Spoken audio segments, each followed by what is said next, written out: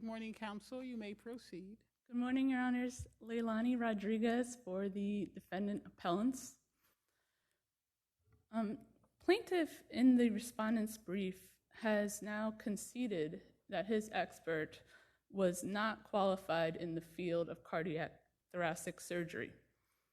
Plaintiff now attempts to limit his expert's opinion on appeal to whether or not the patient was hemodynamically stable. This argument is flawed for a number of reasons.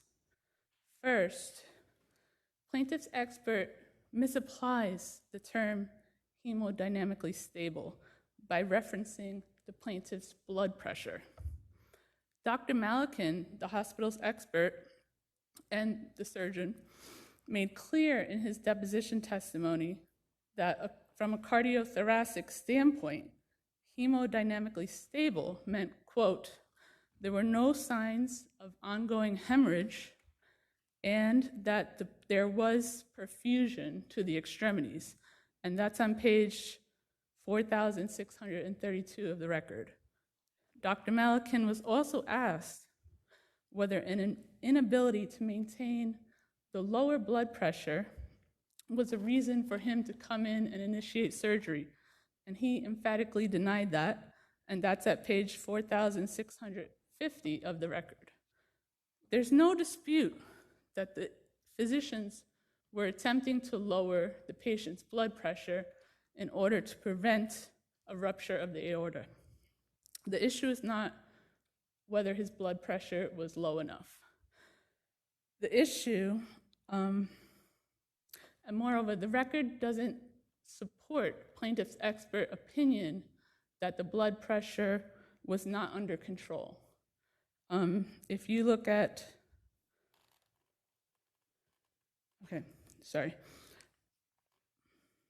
and there's no evidence that the patient was deteriorating rapidly in the ICU. It's a conclusory statement that the patient was deteriorating rapidly by the plaintiff's expert, with nothing cited to the record to substantiate that. At page 1,855 of the record, there is a record showing the blood pressures while plaintiff was in the ICU, and they're relatively stable until you get to 5:20 a.m., where there's a decrease in blood pressure. Well, counsel, let me ask you this. Certainly from the record, it would appear that your expert didn't go through all of the plaintiff's medical records in making their determination as well. They didn't go through everything. Is that correct? I don't understand, Your Honor. I'm saying they did not review, your expert, Malikan, did not review all of the plaintiff's medical records. For his deposition, you're stating? That's correct. He did review records. I don't know if he reviewed all of the records, but he was shown records at the deposition. He was shown the document with the blood pressures, and he was asked, is this a reason to come in and change the plan and do surgery right away? And he denied that. He said, blood pressure is treated with medication. It takes time. That's not the objective. The objective was to give plaintiff time to heal from the traumatic injuries before they initiated a surgery that required administering 30,000 units of heparin, which could cause death if plaintiff suffered any small bleed that was not detectable on the diagnostic imaging. They were trying to preserve plaintiff's life at the risk, the known risk, that he could suffer paraplegia. Well, counsel, the record reflects that Dr. Malikan stated that with respect to the risk of this surgery, once there is a loss of perfusion to the extremities, meaning that the patient is not hemodynamically stable, surgical repair is urgent despite the increased risk of morbidity. So it would seem that your own doctor concedes that it was more important to perform the surgery because of the particular circumstances. How do you respond? Your Honor, he also states that there's no way that the surgery could be performed in the time limit, the 20 to 30 minutes that, there would be paraplegia. There's no way that the surgery could be performed in that time limit. It takes hours to prepare for this kind of surgery. Even if you give plaintiff's expert the benefit of the doubt, plaintiff's expert says he should have been taken to surgery at 2 a.m. It took 4.5 hours from the time Dr. Malikan said, take the patient to surgery, to the time the patient was actually operated on. So even if they started at 2 a.m., it could be 6:30 in the morning, past the 20 to 30 minute time period for ischemia. So that's basically a causation argument that plaintiff's expert was not qualified. Plaintiff's expert gave no standard of care opinions about the standard of care being urgent, emergent surgery rather than delayed surgery. He gave his own opinion that in this case, based on hindsight reasoning, it should have been emergently done, but not based on the standard of care in the cardiothoracic practice field.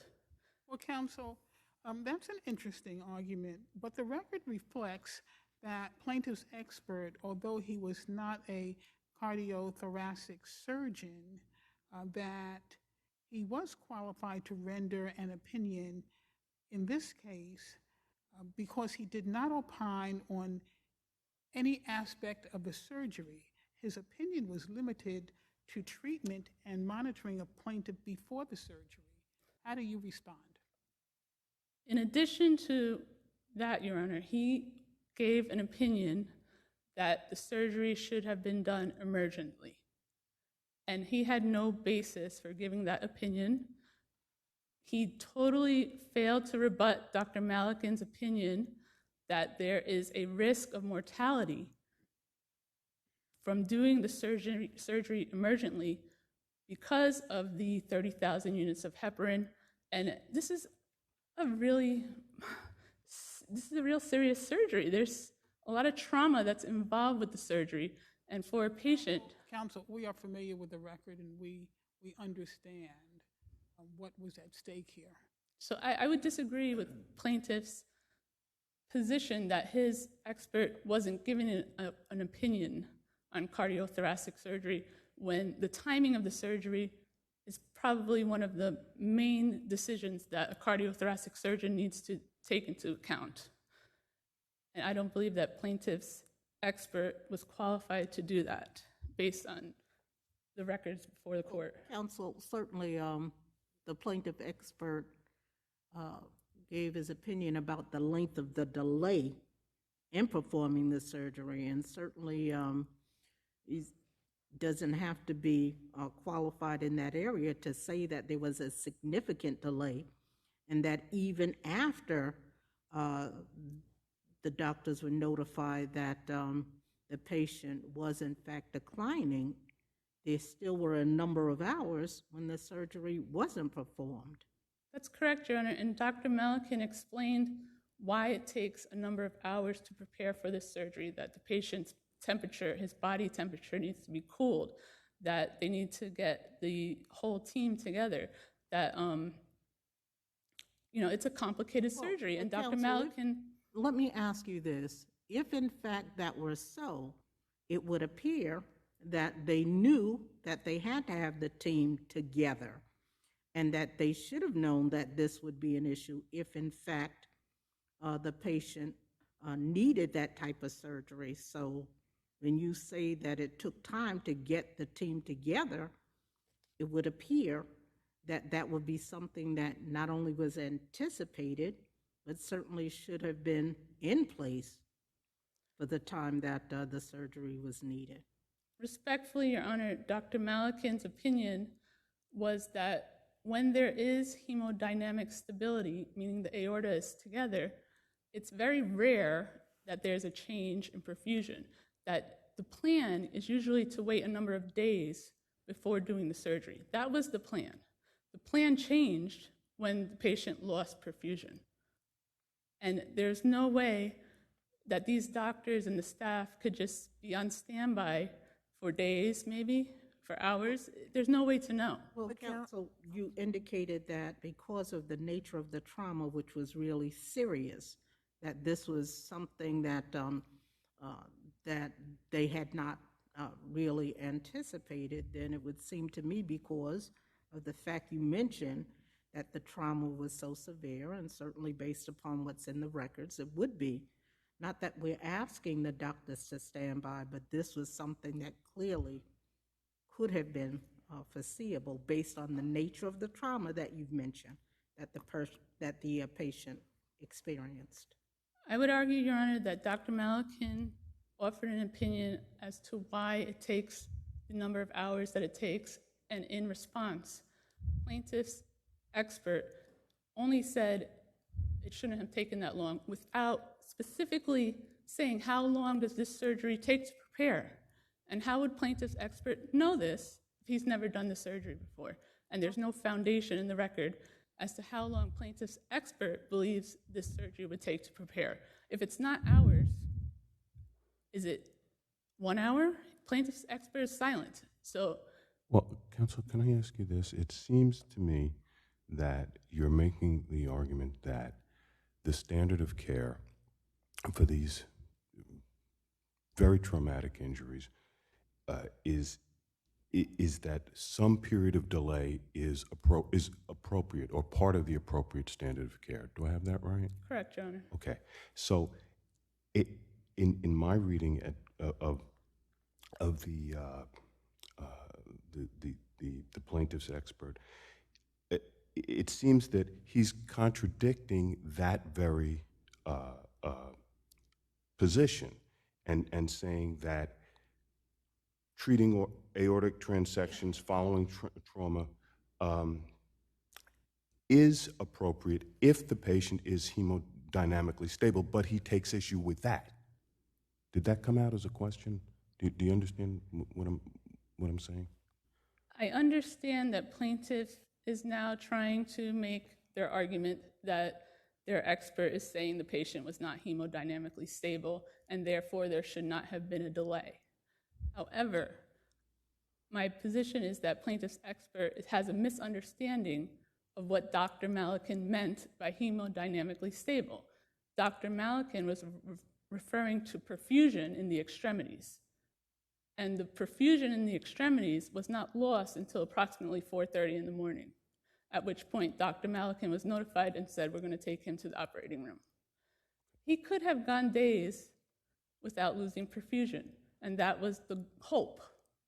So the hospital, I don't think the standard of care has been set forth that the hospital has to stand by to do surgery emergently in a situation like this where, honestly, they believed it was going to take days to do the surgery.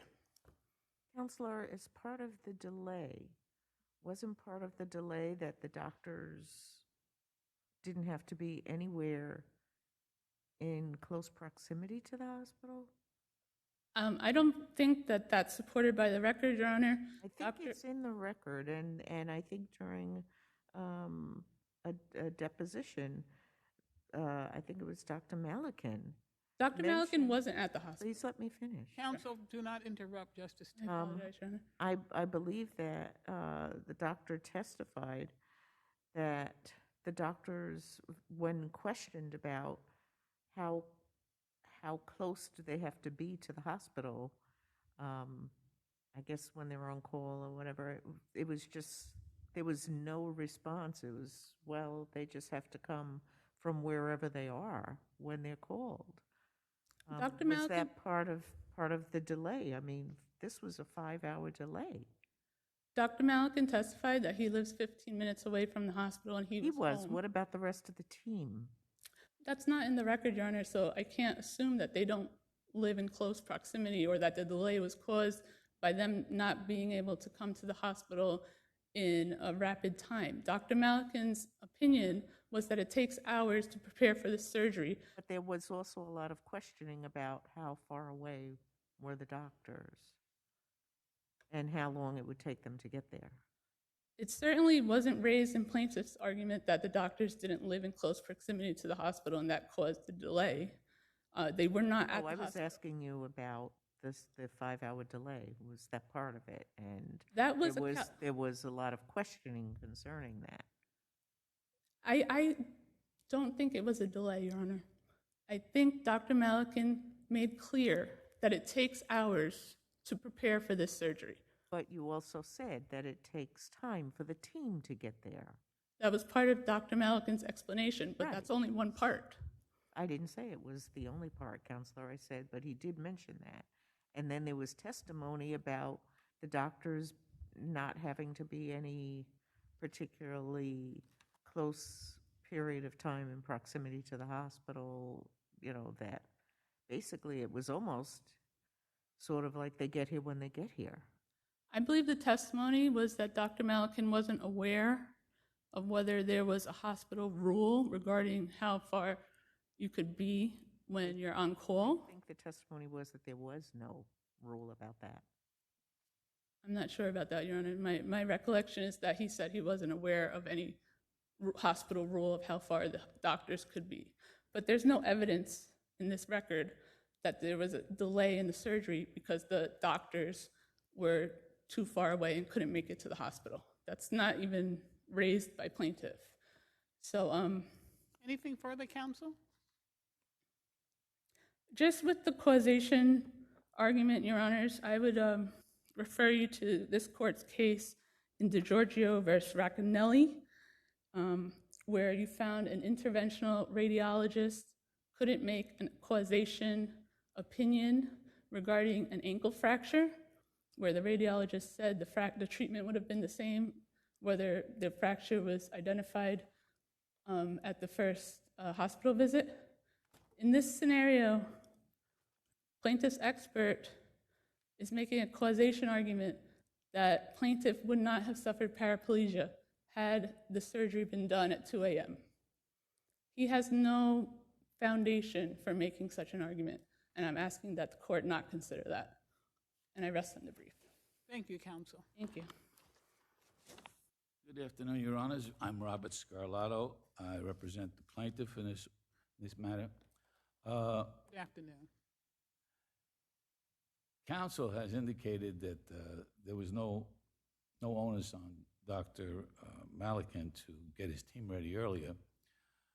And this is Westchester Medical Center is a Trauma 1 facility, which means they should be prepared for emergencies at all times or have them available within a short period of time in order to cover emergencies. You can't say they can cover emergencies and then say it takes 5 hours to get your team to the hospital to cover the emergency. But it seems Dr. Malikan, who never showed up to examine the patient, and the only contact he had with the patient was being able to look at the x-rays initially made between 12 and 2 o'clock in the morning. Dr. Malikan never showed up to the hospital till early morning hours, and the surgery wasn't started till 9:53 a.m. Patient was brought into the hospital at 12 o'clock midnight. He was recognized as having a severed aorta to some extent, either dissected, which is not fully, or transected, which goes through all 3 layers of the aorta body tissue. A transected aorta encompasses 2 full layers of the tissue, leaving 1 layer left. And his aorta was hanging on by that 1 outer layer. At that point in time, Dr. Karev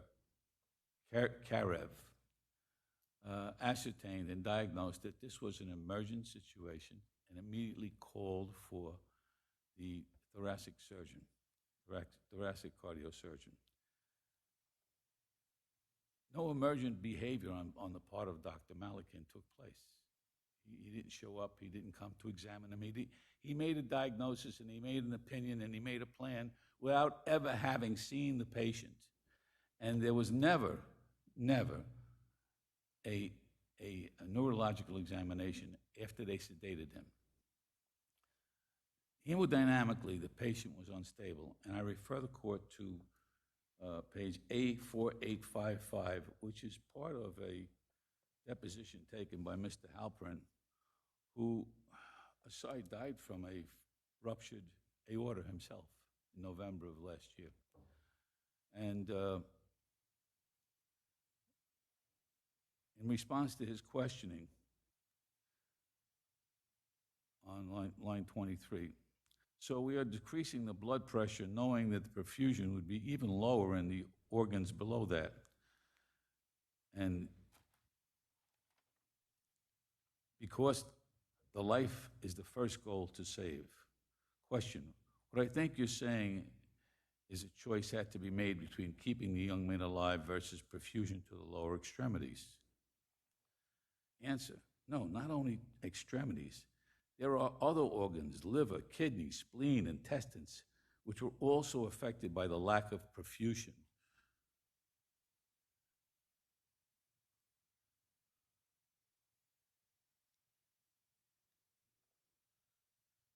Question at line 24, did the patient become more or less stable between 2:17 a.m. and 7:15 a.m.?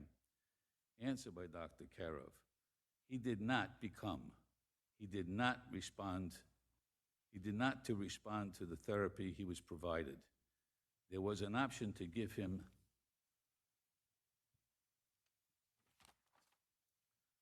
medical management to prevent further organ dissection and perfusion, and to see the extent of the ischemia, which was not recovered. I don't think. Counsel, we have the record before us. I'd just like to emphasize this point, Your Honor, if I may. But Thank you. I'm almost done. we're really interested in your legal argument because we are familiar with the record, but you may proceed. Okay.